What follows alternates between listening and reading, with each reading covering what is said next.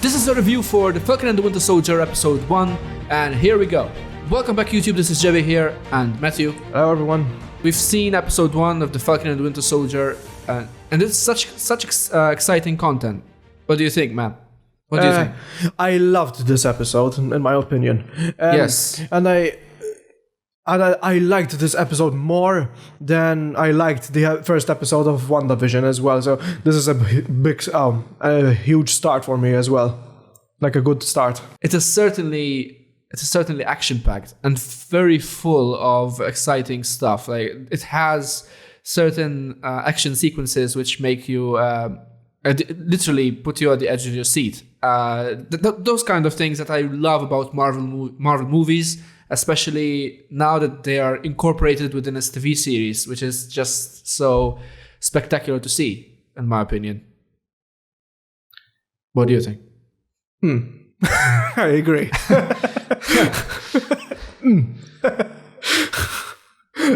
Well, basically, this review is more about spouting theories. But what we're basically doing, because at the time of this review, only episode 1 has released, so Exactly, we don't know much yet. We just know what happened in episode 1, and that's it. But come on, tell me that ending wasn't it made you hate someone. Spoiler alert. Let's try doing this chronologically. So yeah, let's warn you first for spoilers. This is a spoiler review as well. If you haven't watched the episode, make sure to go and watch it first. It's on Disney Plus. You can pay an extra. I mean, come on, it's not much. You can just pay a bit and watch it. Let's start going through the episode. Oops, sorry, tried to hit the microphone. Let's try going through this in chronological order. Exactly, yeah. So in the beginning, what did we have? We had Falcon. Yes, on a mission in Libya. A bit further from, or the outskirts of the borders of Libya, actually. It was, I think it's in, I don't know exactly, Tunisia, or a bit further away from that. Somewhere in Africa, basically. It was a very cool, it was a very cool sequence. I really enjoy. Yes, exactly. I really enjoy that. I think that scene was a mixture of practical and CGI as well. It's practical effects and CGI at the same time, because like when you see them jump out of with the helicopter with the wingsuits. Also very reminiscent to Iron Man's flight sequence. Similar. How he does his sequences of like maneuvers and evading certain explosions. It reminded me of the scene when Iron Man was being chased by 2 jets in the beginning in the first movie, the first Iron Man. Exactly. Yes. It was very similar. It has that. Yeah. It could have been like a small callback to that movie, since it's the movie that started everything. Also, the music and the visual effects themselves, they really get you into the story. The fast-paced action sequences really make you wonder how they managed to do all the stunt work without I don't know. It's just so amazing to see. Did they do it stunt? Did they actually do it with stuntmen? Because that looks really dangerous and also exciting. Could have been. I mean, it's they've done it before. Like you've watched. I think you've watched the Mission Impossible movie when they jump out of the plane. You remember that scene? Yeah, exactly. That was filmed for real, so it is possible that this was filmed for real as well. Obviously, it's a mixture of 2 things. It's a mixture of CGI and practical. Yeah, apparently Sam Wilson, I didn't know this about him, is apparently he kills. Yeah, but I think it makes sense because he's in a Air soldier. Force. He's in the Air Force, and they are tackling military or militia groups there. Therefore, like a war zone situation there. So people, whenever the army, whenever they go on tour or in Iraq or I don't know in Afghanistan, or they always have to do their duty, and I know it's not very I mean, it's not the ethical thing to do, especially for a superhero, and for him to take up Captain America's mantle, for example.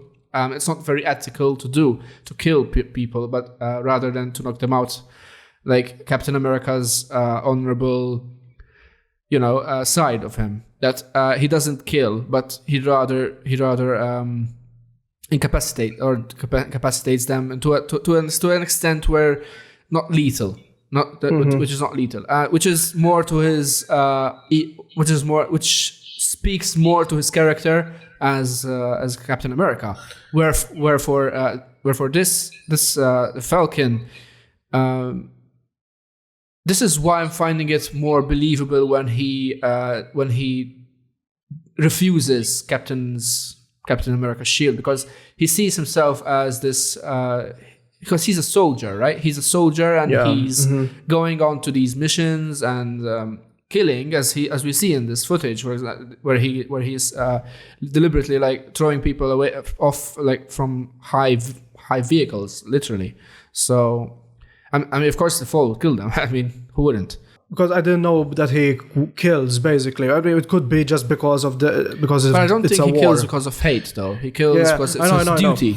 But it's that sense of duty that every soldier talks about, and I think it's understandable. But at the same time, it's not Captain America's MO, I think it's just because it's a war. So exactly. Basically, because when we were watching this, because I was thinking like, but doesn't Spider-Man fight terrorists as well, but he doesn't kill them? Exactly, but it's just because of war. It isn't like the Punisher, basically, where he just kills everyone that breaks the law or something.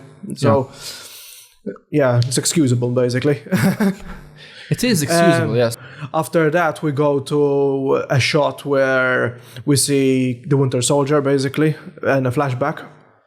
Yeah, and what I know before we go to that, what I noticed during that flight sequence and that fight, the cool action-packed sequence with Falcon, the choice of music that they used was the same music that was in the Captain America Winter Soldier, that was directed by the Russo brothers. The same music was used for the Falcon himself. Technically, whenever he fights. Yeah. Technically, even though it's called Falcon and the Winter Soldier, basically it's still Captain America and the Winter Soldier, because Falcon technically is supposed to be Captain America. Exactly. So, he was given that role by Captain America himself. So technically, it's the same. Has to. Yeah.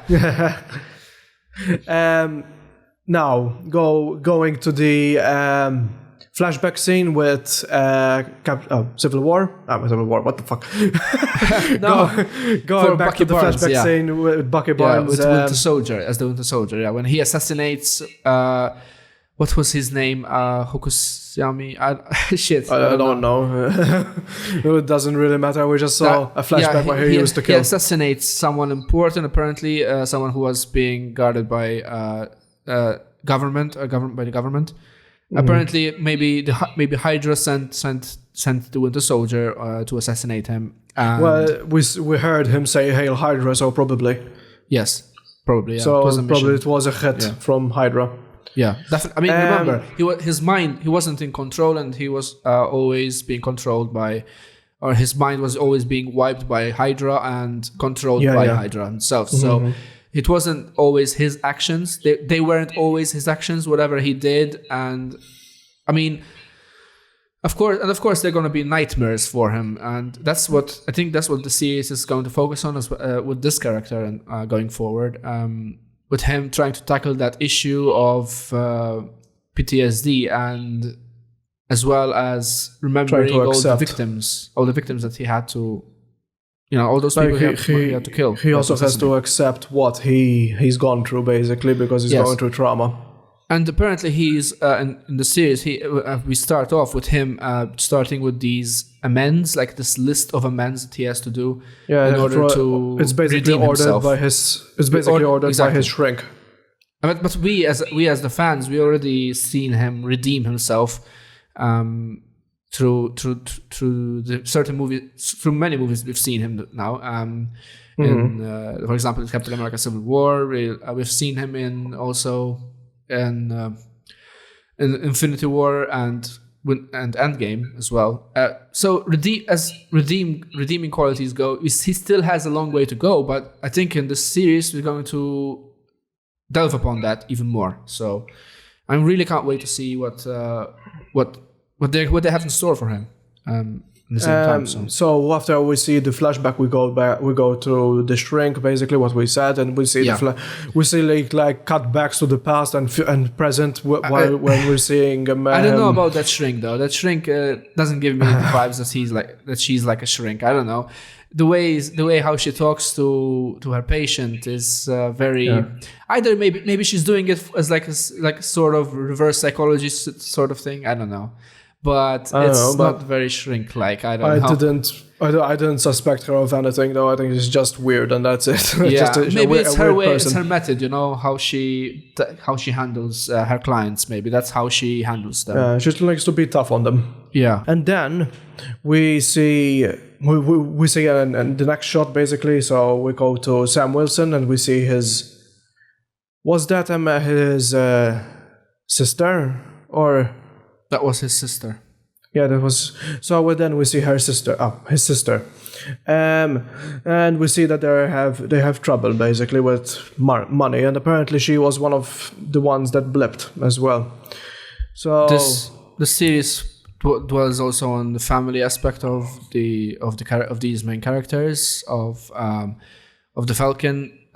It focuses more on Falcon's family rather than Bucky's, because Bucky is older than of course he's older and he's 106, we find out as well. Yeah, he tells a waitress because he dates a waitress because he's he's basically became temporary friends with an old man that he's continue. And he connects with older people. He connects with them with the elderly because he is he understands them on that level because he's basically living the same thing basically, even though he's technically in a young body, but he's still having the same troubles with technology and stuff. Exactly. He knows the past well enough to relate to them, to relate to how they feel about. And also that old man basically sets him up with a date with the waitress, basically, or bar woman. I don't know what it was. And then we find out that old man is actually the father of a kid that he basically killed. Exactly, of the one that the Winter Soldier had assassinated earlier in the previous cutscene. In his nightmare. Nightmare. Cut back to Sam basically, and we find out that the banks made the people who actually were the people who were blipped and then 5 years later returned. They had it harsh. Especially from the banks. They wouldn't allow loans to them, to certain people, I think. But apparently still. Because since they were missing, basically for technically dead for presumed dead. 5 years. Yeah, exactly. So apparently there are some problems with documents and stuff, basically, but since they were technically dead, according to the government. So and also since they didn't have a job for 5 years, which is obviously since you were not on Earth, basically. Exactly. So apparently they can't trust you. So even though we see that the person that is talking to them is a fan, so probably would have helped them if he could. But apparently that's how the rules work with banks. Yeah. It's sad, to be honest, but to see how these people actually were victims of a snap and also victims of life itself, returning to more miserable life, which sucks because in Endgame it shows you how everyone's returned, so much hope, but now they show you this darker side to, and the more twisted and the more realistic aspect of it, of how people when they returned there was so much more turmoil and more confusion. Even though everybody wanted them back, it still wasn't a good thing that they came back because they are suffering now, the people that came back. Also, they mentioned the movement. Apparently, there were movements of people who we forgot about the Red Hand, right? Yes, exactly. Yeah. So there's also with Sam, right? He has a detective friend or an undercover cop friend. I don't know who that guy is. I still don't know. Sorry, I didn't find that guy to be like relevant. I don't know. I don't see him relevant. Okay, but apparently he's a cop or something like that, or Okay. maybe an undercover soldier or something. I still need to find out more about the guy, but I don't really know who that is. And that's why we have to wait for the next episode as well, or maybe even more episodes. So, and what else? Yeah. So apparently there's the Red Hand, which is, if you watch them, Netflix's Daredevil. I haven't they mentioned seen them. it yet. It's okay. I'm not going to spoil anything. I'm just mentioning thanks. that I need to see it. they basically have a big part in Daredevil's, Netflix's Daredevil. Yeah. So they return here, and if you don't know as well, Daredevil is technically in the MCU, so they could be Not confirmed by Kevin Feige yet. Not confirmed. It is confirmed. It is? Yes, Wait, it is confirmed. When was it confirmed? I think in the beginning, when they were actually making it. Wait, no, he always denied the that Daredevil. He always did that. There were actual petitions for him to be relevant in the MCU and to bring him onto the big screen, but they never mentioned that until now. No, he is in the MCU. He's just now it's confirmed. The petitions were confirmed. He's going to be in Spider-Man 3, so definitely. So it was always in the MCU. The petition was because people wanted a movie for him or to bring him into continue the series for Disney Into Plus a or larger something. MCU. Okay. Yeah, I still need to see it. So what happened? I've seen till season 4, so I need to catch up on season 5. So spoilers, I guess. For so far. Okay. Well, I'm not gonna spoil anything for you. Just mentioning that the Red Hand basically existed in the MCU all along. Just maybe people didn't know. And members of the Red Hand apparently are strong and also giving me the vibes of Winter Soldier. We were thinking strong. like that. They could be Winter Soldiers, but Or we mutants. were also thinking Who knows? They could be as well. But we were also thinking like whilst we were watching this, we were discussing like what didn't they all die in Civil War though? Yeah, maybe there were others or mutants. Probably mutants. Apparently, maybe. Remember, we have a theory at the end of this review. We'll talk about it about certain stuff that might happen. Connections to the X-Men and connections to Deadpool as well. Because remember, Deadpool is going to be in the MCU. It's practically confirmed by Kevin Feige. So there is definitely a connection there for something. We'll talk about it later on after the rating. So what happens next? And we also so they could be Winter Soldiers still though. They found him in like another facility. There might have been more than one. Yes. So we see Bucky returning after the date with his. After the date, he returned. He falls to the old man, self-conscious, and he wants to speak out about it. He felt guilty, basically. Yeah, he felt guilty, and he wanted to talk to the old man who he was talking to in the beginning at the bar.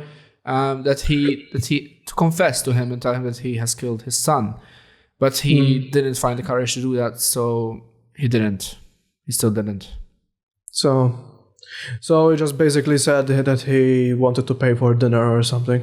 Yes, he's trying to make amends, even though it's very difficult to make amends for something like that. I actually felt sad for him though. Like I actually felt his pain, like trying to confess something, but you can't at the same time because there's bad consequences. I mean, it's not his fault. He was mind washed by the Hydra. So imagine being a prisoner of Hydra and being mind washed and to killing people, and then you end up having those people as your those relatives of those people as your friends, and you have to explain everything to them. But the reason I think he didn't go through with it, like tell him the truth, is because I don't think the old man would understand though. No, he like would Yuri, his name was. Yeah, he would tell him to fuck off. He doesn't understand what Winter Soldier is and stuff like that. So yeah, he would just tell him, "You did it, so you fuck off now." He wouldn't talk to him again. I think he liked the old man, so he valued his company. Yes, and it seemed as if he was his only friend, but. I mean, they were talking about other 90-year-olds who were dying. So I mean, for him, to see them dying. I mean, he's known probably some of them since he was, since he's 106 years old. So he has seen many things, and he has a relation to the past and understands better than the majority of people would at that age, at the present time. Basically, they wouldn't understand exactly what he would understand. So exactly what he's going through exactly, since he's been through that war phase as well. So what happens after that? And then we see the breaking news.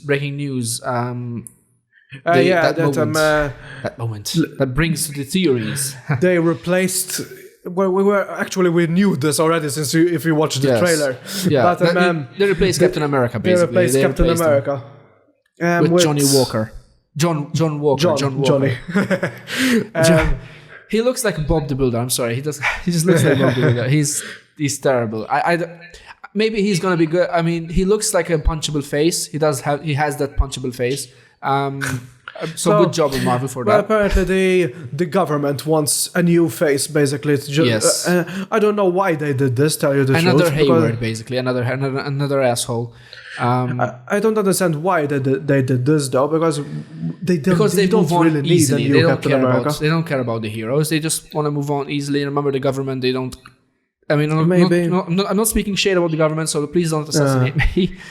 Just the messenger, don't shoot. I think people in this world, I didn't really notice this before or even think about it, but apparently people in the MCU really like Captain America, so maybe the fact that he's missing was actually like maybe depressing them or maybe worrying them. Maybe they wanted some hope.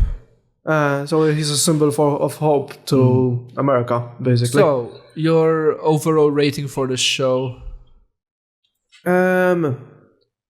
For this episode, for this episode. To tell you the truth, I think I'll give it a 9. Okay. I know it may be different from other people's, maybe, but I liked this episode. So but the reason I liked it mostly because it actually made me care about Falcon and the Winker. He winks a lot. He winks. It actually made me care more for Falcon and the Winter Soldier, because before I didn't really care about them. So it was like side characters that maybe just give out few happy lines, basically, just for fun. Okay. But now I actually care about what's going to happen to them and why, and I actually want to see why. No, not why. What happens to Falcon, since he's technically the next Captain America, and he's been replaced with someone else, and he didn't seem happy with the choice. No. That's why I liked it. Me personally, I would give it a 7 out of 10. So I've seen the movie again. I've seen it again, and I have realized that I have made a mistake on my initial rating. I want to give a different rating for this episode of the Falcon and the Winter Soldier. I want to give it a 9 out of 10 instead of a 7 that I gave it before. This is because I've watched it again, I viewed it again, and I found that there are certain elements in it that really, really well do work well within the story, and I just was blown away how inaccurate my rating was, and what the hell was wrong with me? I know what the hell was wrong with me, because this is good. This is really good. Thank you for the second chance. I'm really sorry. The reason for this is that doesn't mean I didn't like it. I really liked it. It's really fast paced, really good. The story is it's coherent, and you understand where it's going. But at the same time, it's for me, it's for a first episode, it started very slowly. I mean, of course, I was expecting that maybe they would do that maybe mid-season, but here in the first episode, I was expecting it to be more, get in there, sort of like, oh, wow, that kind of thing. But it did wow me at certain points, but like action, there were just too few of them. There were more. But it's still good. I really enjoyed it. But the 7 is there for. So you're saying you didn't like how slow paced it is? Yes. So I don't know if this could make me change your mind with the rating, but remember, this is a series, so they have to stretch it out. It's not a 2-hour movie. Yeah, of course. So that's why it may be slow paced. I'm still not changing my rating because it's not the slow paced, fast paced. That's not the exact reason for me giving it a 7. The 7 is because there are characters that I'm not really enjoying so much. I feel that like they are necessary to me. Like I'm not connecting to them. I don't see them as being necessary to the show. Like that detective, I don't know. I just didn't find him very. I found him very extra. I don't know. I think he is. I think he is extra. I think the whole reason for him is to set up, or maybe not set up, just very introduce sort of setup. He's basically there to introduce the Red Hand to the series. Basically, I was expecting the villains to be introduced in a more cool, epic way rather than that, because that was very. And maybe we'll see it in the next episode. Cool. Maybe that was very convenient. I don't know. I just found it very convenient to be addressed like that. Also, I just found there was a bit. Yes, in the beginning. I mean, I know, don't hate on me, please. But the beginning, it was good. It was like, wow, I love that. I love those shots. They started with a bang, basically. Yeah, it did, but literally just exploding stuff everywhere. I know, but there were some bits in there which I was like, okay, I think you overdid it a bit there. Which part are you talking about? With the certain dialogue, the dialogue, so the dialogue. Okay. Just the dialogue, but the action. If he said nothing, I would have been better for it. You just thought that speaking during a fight is unnecessary. Yes, it was very necessary. It was very necessary. I mean, okay, it's a Marvel movie, and you'll be, it's hilarious. Okay, but come on, during a war and you're killing people, you're dropping them off the sky. You're not going to talk normally like a psycho.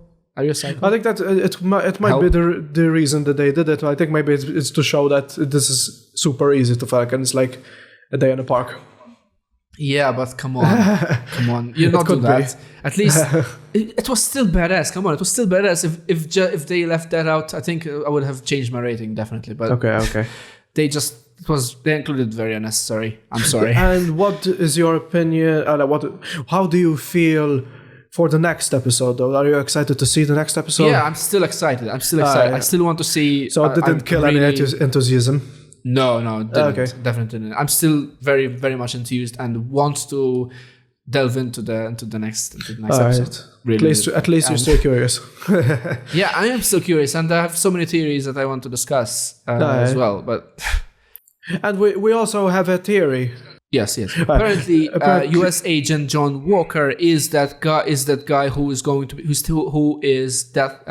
replacing Captain America in this show, and we've seen him in the in the credits sequence. There's his name there. His name, like a photo. Exactly. And the guy, we know him from the comics as someone who goes up against Captain America at some point as well. Not in the comics, though, obviously. Of course, it's in the comics. And the guy, he got his powers from. Let me 1 second, please cut this out. I think his name was the Shadow Broker, the Power Broker, right? Yes, exactly. He got his powers from the Power Broker, and he has the same powers as Captain America, basically, except his humor. Probably he doesn't accept his humility, probably, because I don't think he has the same level of humility as Cap does. But with agility and reflexes and endurance and strength is the same. So probably we're gonna see some very cool, badass sequences from him as we go along. We're gonna see some fight sequences against him. Yeah, apparently he's a good fighter. So and he was in the military as well, so he does know how to fight. Yeah, he was.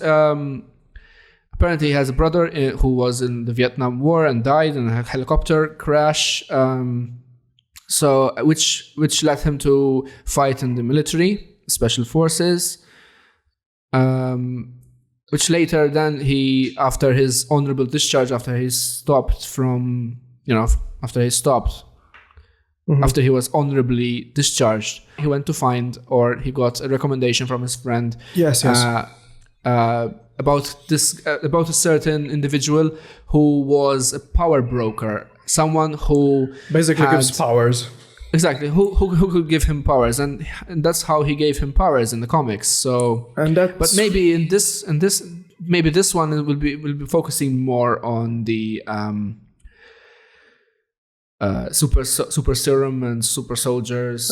It could come in though, like the power broker could happen, or the theory that we're going to delve into is Deadpool theory, where that's how that because Deadpool you can take it gets his powers. Okay, because Deadpool gets his powers through like basically he had cancer, and there apparently someone just comes up to him and just offers him superpowers. Apparently, they just look for people that are maybe disabled.